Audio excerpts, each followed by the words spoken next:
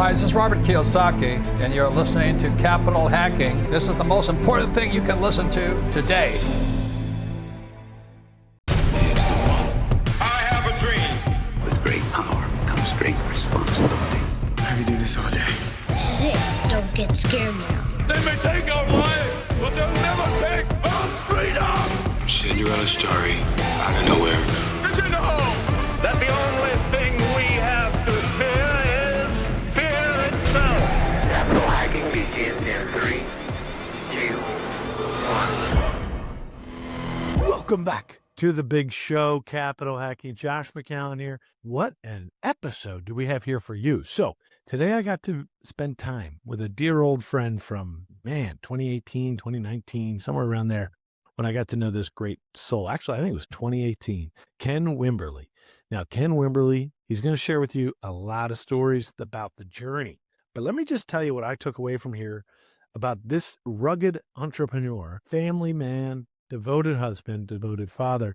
I think he's on to something major right now. We all talk about, there's that Cody Sanchez who always talks about buying businesses or franchise, join a franchise or invest with people. Those types of contrarian ideas. Ken has been living that journey since he got out of the Navy and got finished with TCU and ended up trying to buy his first business or build one. He's got the rough and tumble, he's been through a lot. Okay. But today, what I find compelling is he's taking what he's learned from the world's best franchise group out there.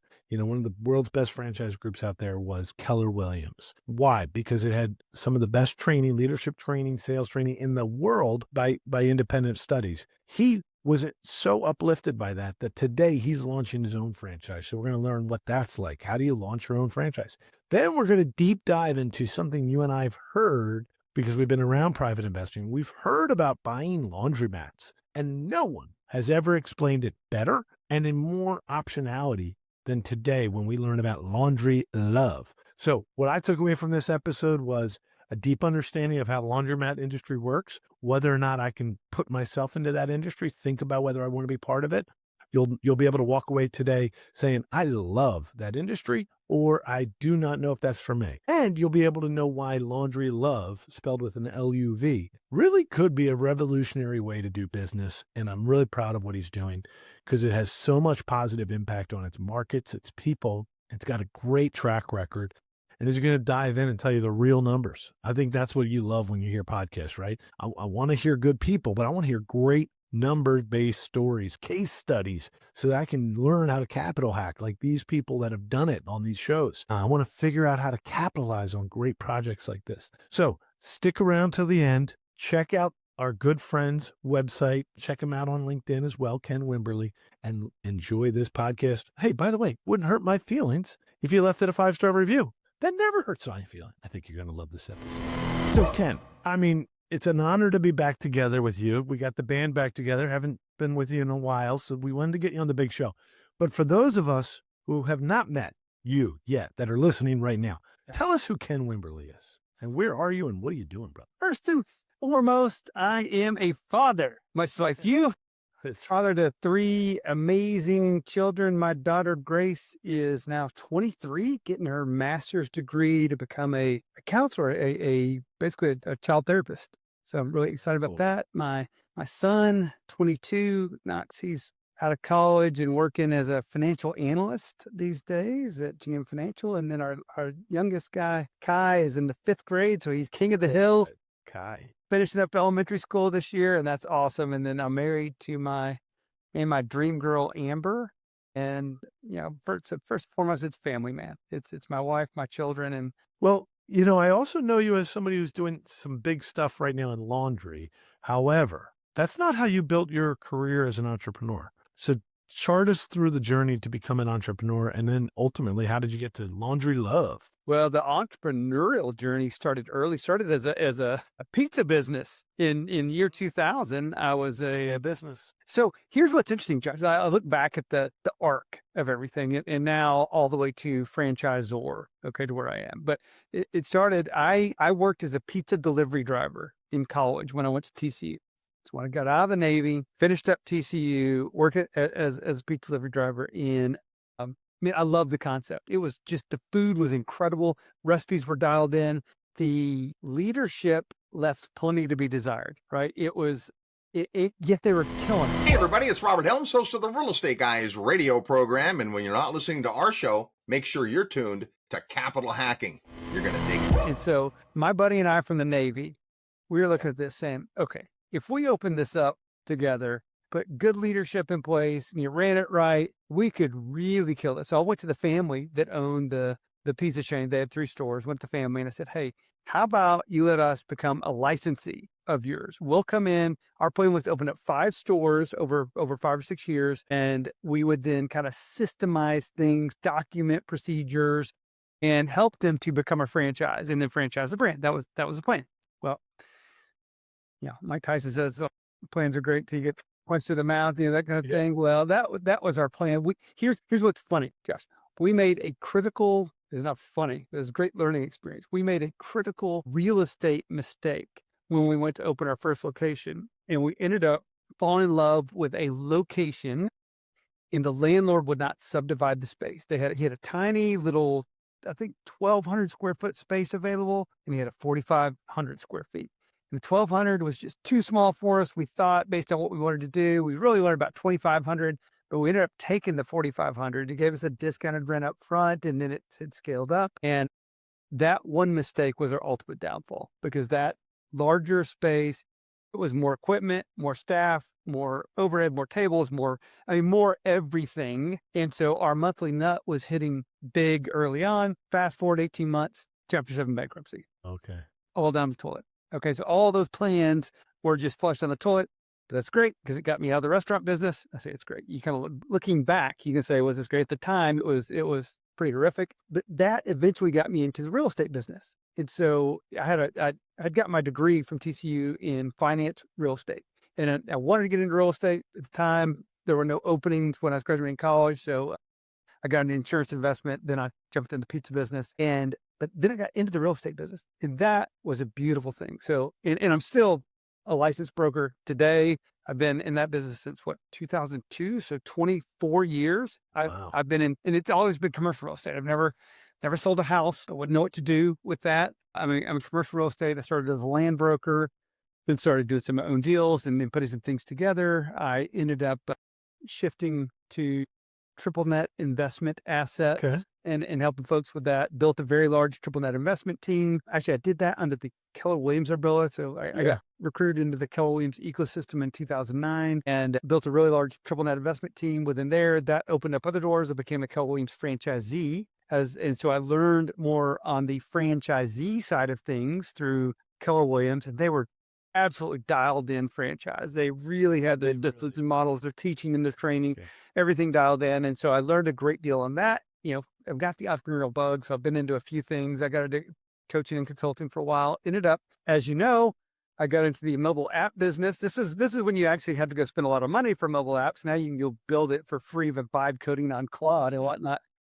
Back then, that was not the case. I got into the mobile app business to create an app to help parents, document moments, memories, lessons, things to pass down to their children. Spent a great deal of time, effort, energy in that business, trying to scale it in money. This is another one of my big failures. I failed in the pizza business. I was succeeding, failed hard in the app business.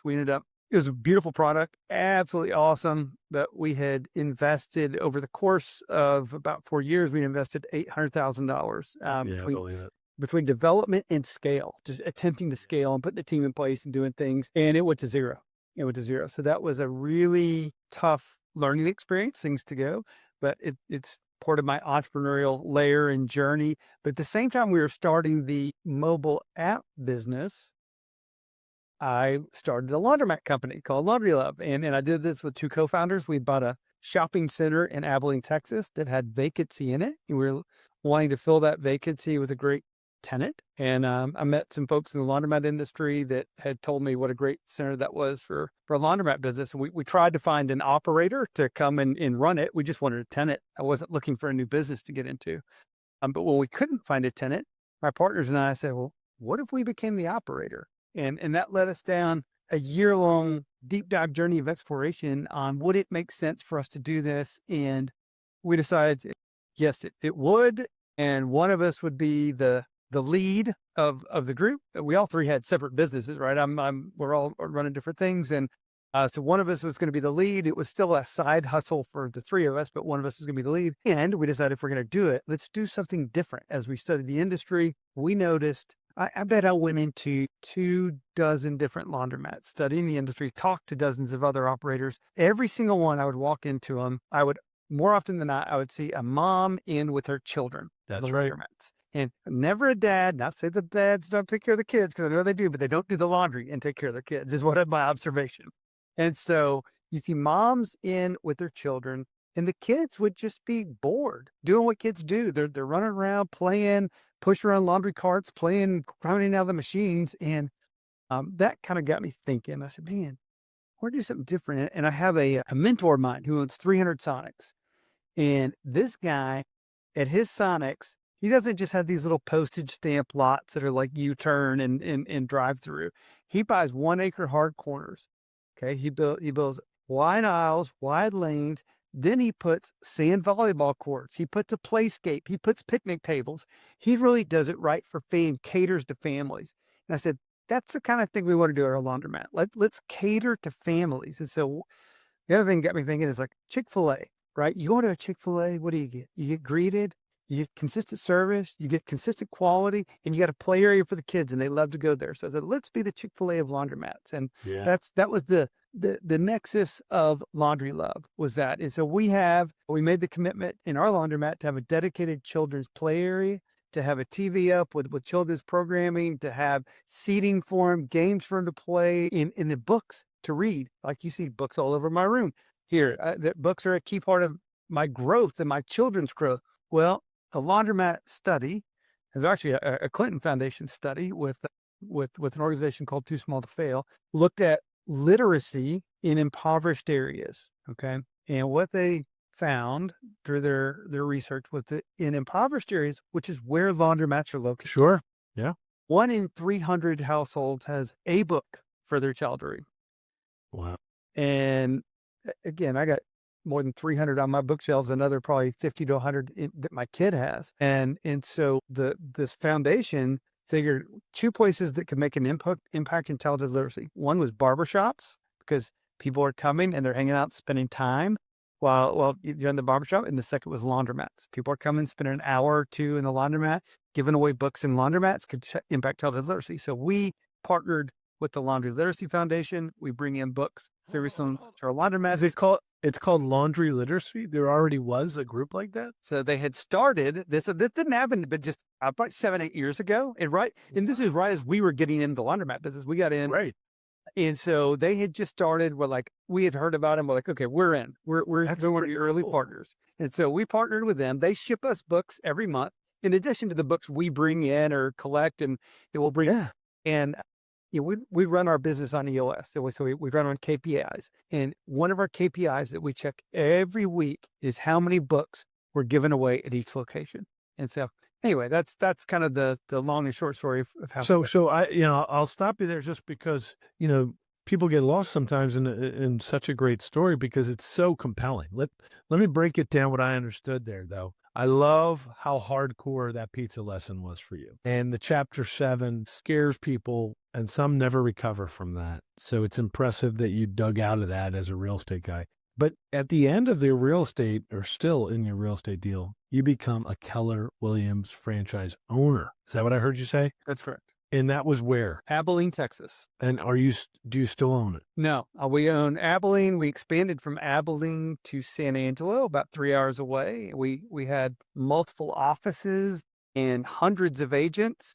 But I ended up selling my interest and sold the last of it a couple of years ago. Yeah, but you said something else, that you and I are both blessed to be part of GoBundance, which is a wonderful mastermind over the years. So much. I was introduced to Keller Williams and their culture through that mastermind. Man, you're right in telling the world about there's a difference. Keller Williams has a good program, right? I mean, it has a franchise program that adds a lot of value. We'll have to dig in on that a little bit as we talk about your new franchise. But well, here's one thing I'd say about Keller Williams too. Go ahead. As you may or may not recall, Keller Williams was voted the #1 training company in America I don't think it was the world. It might have been the world, but number one training company in America, like 4 years in a row, not real estate training company, but number one training company in America, because they were truly a a teaching and training organization. And so as we grow LaundryLuv, Skyler also came, my partner and co-founder, came from Keller Williams. That's how we met. He was the number 2 guy at KW Commercial. And I was really under Joe Williams, right? Under Mr. Williams? So Buddy Norman was, Joe Williams was the original commercial guy. And then Buddy Norman from Staubach got brought in to head up and grow the commercial division. And Buddy brought Skyler in to be his number 2. Wow. And about 6 months after Skyler joined, Buddy retired. And so Skyler was the default number 1. He was an interim for a while, and then they finally just gave him the official president position. And one of the smartest things Skyler did, and so Skyler is a West Point grad, former Army Ranger, one of the greatest leaders I've ever met. Yeah, it sounds like it. And when he was running KW Commercial, he gets bumped up into this position. He's like, man, I don't really know this industry. He came from the Army to getting his MBA to coming into KW. So he's like, I don't know this industry. And he said, I'm going to form an executive leadership council. And I was one of the people that was on his ELC. And that's how I got to know him. And so I served as one of his kind of members from the field, reporting up to him and kind of telling him what's really going on in the world. And he ran that for years with the ELC. So I don't know if you know, but at GoBundance, when the tribal council started, when Matt took over, because I was sharing with Matt about what Skyler had done with the ELC. And I said, Matt, this is a great way to do it. Matt's like, I'm going to implement that and put it into GoBundance. And so anyway, so Skyler, that's how I get to know him as a leader. But my point in telling you this was that he and I both grew up in that Keller Williams ecosystem of teaching, training, coaching, and mentoring people. And so now we bring that directly into our LaundryLuv organization. What a gift. So now we're going to get to statistics on LaundryLuv. Now, I can't believe there was already a study done on something that you had felt. So you're saying when you started looking at 24 laundromats to say we might have to be our own operator, and I can totally understand how that happened. You buy this retail strip center or whatever, shopping center, and you're like, someone advises you that a laundromat would be a good use of some space. And then you're like, well, let's find one, but they don't show up. Then you're like, let's build one. So you're going to all those places, and at some point you realized you wanted to be pouring into the children of the single parent families. You actually thought that before you heard about the Clinton study?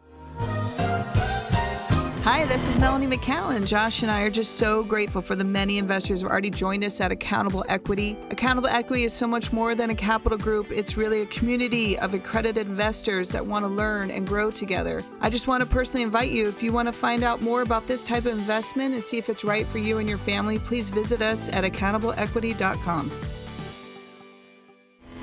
Hey, it's Hal Elrod, author of The Miracle Morning, and you're listening to Capital Hacking. Enjoy. Yes, the literacy came through the Clinton study, but the pouring into kids, man, much like you, again, how did I start? Who am I first?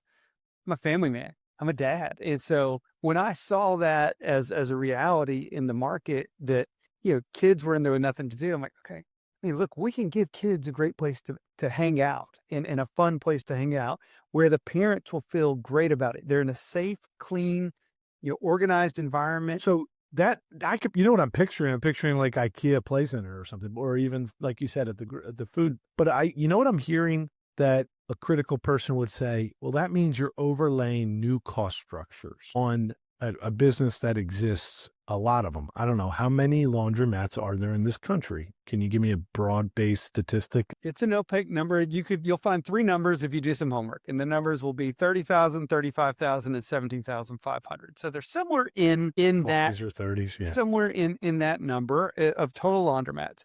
Here's what's interesting. The vast majority of them, 99.9%, are small mom and pop operators that will own 1 or 2 units. The remaining, 0.1% are the people that have built 10 units, 20 units, a couple people, 40 or 50 units, 1 or 2, 80 or 90 units. But other than that, it's very small mom and pop industry. All right. So sorry to interrupt you. I was going to ask you about that, but go ahead.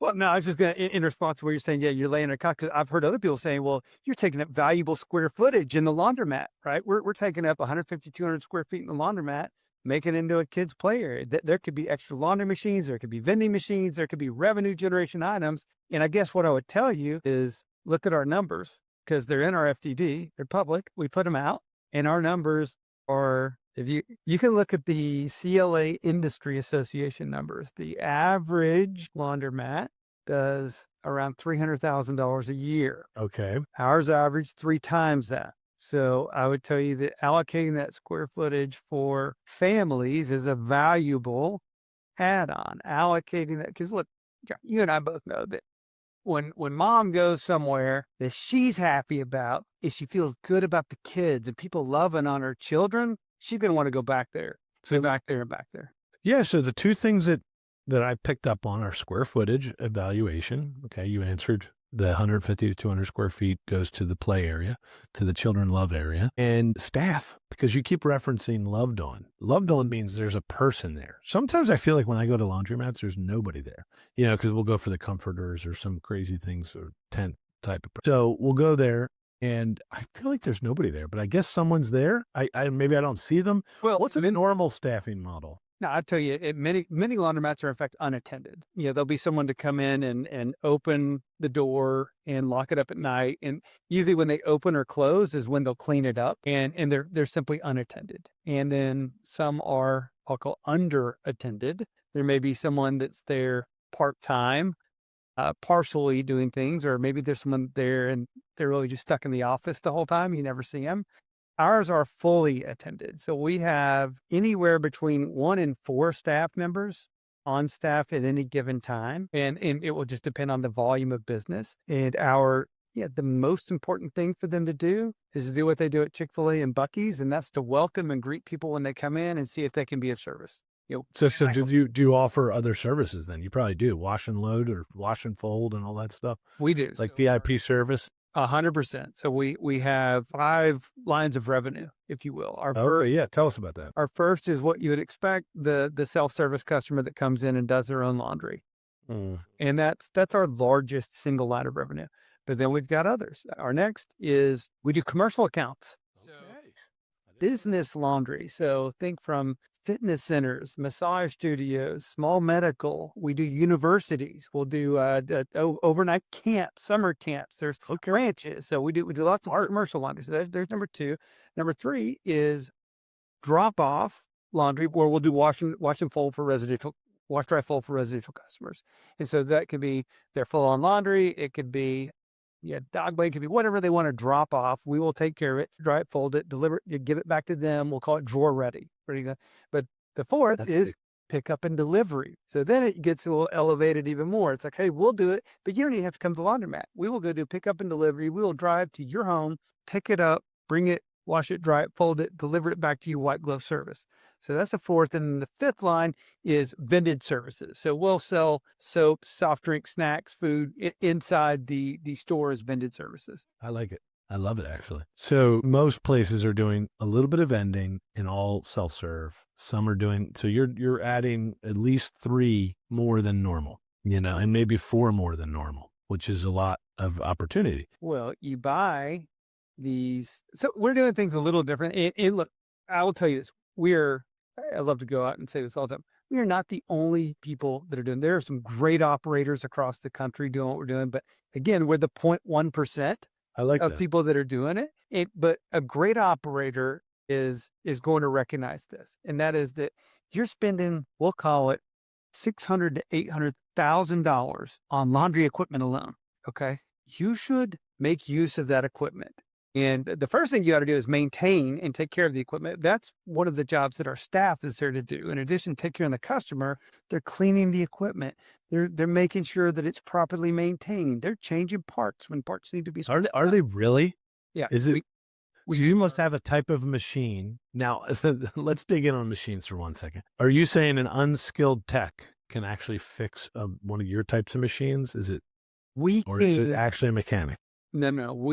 Our store managers have been trained that they can fix, we'll call it 60% of the items our store managers can fix and replace. We have trained them to do so. Now, that started from having one very skilled person that knew how to do it, or that could figure out how to do it. And then he's like, I can teach other people this. And so now we have a process where we teach others exactly how to do it and do the vast majority of things that break and how to fix them. So that's one of the things our staff does. But then there's preventative maintenance that the staff does, right? There are daily, weekly, monthly checklists that we go through. Oh, that's fantastic. I love it. Because again, $800,000 in equipment, you want to take. You got to take care of it. Yeah. I mean, how many years do you expect to get it? What is the normal? You probably buy everything brand new on lease, or do you buy everything with a mortgage? We buy it with a note. And so we buy it right from the vendor, right? Is that how it works? Well, there's the vendor will finance it themselves, or there's a couple of lenders that will finance in the laundromat industry. There's really a primary predominant lender. And then now that we're getting bigger and growing, we've got some more traditional lenders who are looking. That's awesome. We'll loan on that. Yeah. And listen, I can only imagine your strategy goes even deeper and probably looks at the real estate too. But technology, I imagine all modern laundry machines are digital, like Apple Pay with and/or money, or are they all still quarters? Or, you know what I mean? What's going on in the technology? There are definitely people that still have machines with quarters. You can add quarters onto machines. We do not. We wanted to be kind of leaning forward into tech. You know, the old school people were pushed back on us 7 years ago when we got into it. They're like, nah, you've got to give people the option for quarters. And we disagreed. And so we didn't. And we've had very little pushback on that. And so our machines are, yes, you can pay with a mobile app. You can load money onto your mobile app. You pay with a mobile app. You can pay with a debit card or credit card. You can pay with cash. All of those things, debit, credit, cash, would go into a wall bank that would spit out a laundry card for you. Just looks like a little credit card. And that laundry card, you just pop up. But hold on a second. To me, there's breakage in those cards, meaning like you put $20 on, but you use 14 and you don't use the other 6. Does that happen? It is a very real thing in the industry.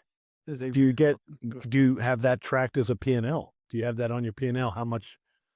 We do. We're having to dig deeper in. The bigger we get, the bigger we're driving into that. That's a real thing. It's a real thing. It's a very real thing. A friend of mine is float. It's like you could theoretically incentivize them by $50 worth, give them a little discount, and now you have $50 worth of their money ahead of you. Hey guys, it's John Vroman, founder of Front Row Dads, and you're listening to Capital Hacking, the best investment you'll make today. Well, so we don't do it. So we 100% incentivize people. We don't do it so that they'll be breaking and they won't come use it, but we do it so they'll keep coming back. Yeah. Right. And so you talk about incentivize people. So we'll do, especially during our grand opening campaigns, we'll do a matching campaign up to $100. Put $100 on, we'll match $100, right? We'll do it. We'll match. And so, but why do we do that? So that they'll keep coming back. We know once they visit us 3-4 times, they're never going to go anywhere else, right? They're going to love LaundryLuv.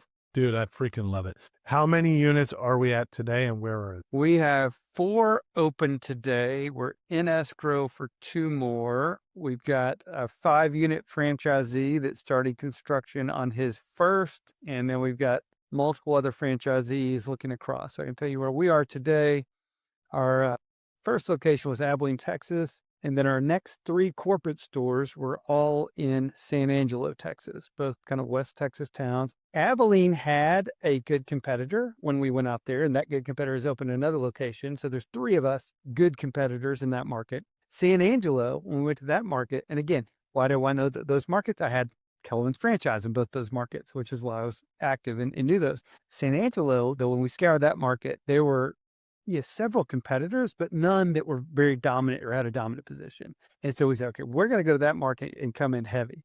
And so we opened 1 location, and immediately when that one opened, we sent the construction crews to a second location to build a second. And then a couple years later, we opened a third. So now if you look at a map, we have the town triangulated. Oh, I love it. 3 great LaundryLuv locations. And with that, the build cost and, how much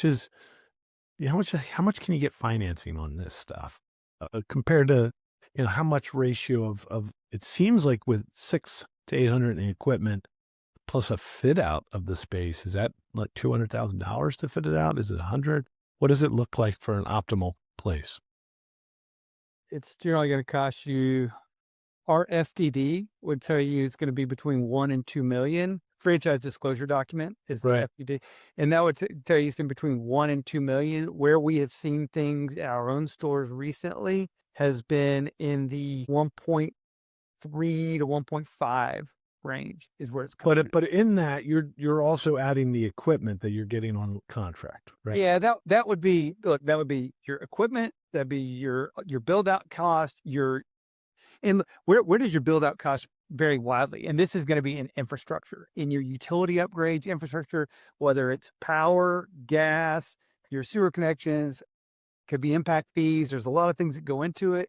And that's going to vary on, are you getting a tenant improvement allowance from the landlord? If so, how much are you getting? So there's a lot of variance that comes. Like it could be that you happen to go into a site that used to be a laundromat, and there's a lot of that infrastructure in place. Understood. Or it could be that you've got to run 3-phase power from 2 blocks away, right? And it's going to cause you, or you got to upsize so there's a lot of variables. So when I say $1 million to $2 million, and there's a reason why it all varies, there's construction cost is a large part of that. Well, what I love about your business is, one, you've proven it out. You've got this up to scale. So you are eager to attract people that want to find out more, because you're saying, look, it sounds like people could join you on the corporate capitalization and help you build out through the corporate channel with your direct management, or people who want to own them themselves and own a lot of real estate. And maybe they want to become a LaundryLuv licensee, franchisee. Both are available, it sounds like, at this time. It is. We're about to hit the market. We're about to grow our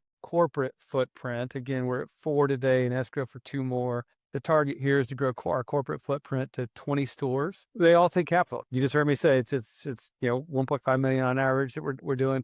We're going to grow to 20 stores. And then on the franchise side, we've got franchise partners lining up talking to us. And our vision there is to get into business over the next 7 years with 100 different franchise partners. Cool. We're looking for people that have leadership, that have a heart of service and community, that want to grow something, that are mission-based, and that are also systems-based. They're not just, hey, I'm going to figure it out and then do it on my own. If for that kind of people that want to come in, I'd love to talk to them. Talk to me about Skyler. Is he still actively involved in this business? He's our CEO of the business. So yeah, Skyler is very actively involved in, so I talk about the training aspect from Keller Williams. So every week we have our head of operations that gets with every frontline employee in the company and does training for them. Every other week, we have biweekly manager calls. Skyler's leading our entire managers across the whole company and our franchise company, leading the managers in basically leadership training is what he's doing. Kind of walks them through. It's awesome. It's great. And then every week, our leadership team meets with EOS, with an L10, going through all the issues, everything we need to do, the front lines with our people. My role, and if you look at the EOS model, you got the rocket fuel visionary integrator. I have landed in the visionary role, Skyler in the integrator. In terms of roles in the company, Skyler is CEO, as an integrator, and I'm head of growth is what my role is in the company. Ken, I totally believe in you and this model, and I'm so excited to share this. So how can people find you after this episode? Man, people can reach me. I've got a personal website, kenwimberly.com. You get all my information on that, KenWimberly.com. LaundryLuv, LUV, it's like this. LaundryLuv.com is our company website. Gives lots of information. And if there's someone interested in franchising, we've got a link to our franchise website on that page as well. Yeah, I mean, just knowing that you're coming out of the heart like Keller Williams, it feels like there's some tremendous opportunity within your future franchise growth, just because your model is probably going to have so many of those great hallmarks of training and people and care. Just excited about it, man. Yeah, I think so many things are just as good as the leadership team behind it. And what we have now is a very proven track record, 7 years in the business with growing stores. And it's an exciting place to be. So I feel like I'm holding on to the side of a rocket ship as it's launching right now. That's awesome, buddy. Can't wait to see you in person. Are you going to be making the trip up to Renault for the Big Go Abundance event or no? When is that one, Josh? September. It's in September. Okay. I need to look at that one and see. I'm booked for the winter event, or I'm booked for I'm going to Fan Abundance for the winter event, and then we'll be going to the whole Go Abundance as well. So I need to look at your September date, see if that lines up. All right. Well, no matter what, we love you, and I can't wait to see you again soon. So thank you for doing this podcast with me. So good to connect with you again, my friend. You did it. You made it to the end of the show. Thank you so much. Listen, I've been listening to podcasts for years and years now, thousands, and I know that I loved the episode if I made it till the end. So thank you for doing that on our podcast. Hey, would you like to join the club? Just feel great about the Capital Hacking Tribe. Feel free to post a 5-star review anywhere you want or leave a comment on YouTube below the video. We appreciate you. We want to serve you more. Reach out to me directly anytime you want. I'm on LinkedIn. That's probably the fastest way to reach me. Facebook, grab me. Let me know what more I can do for you in the show. And hopefully, let's meet up at one of the resorts. Thanks again for being part of the community.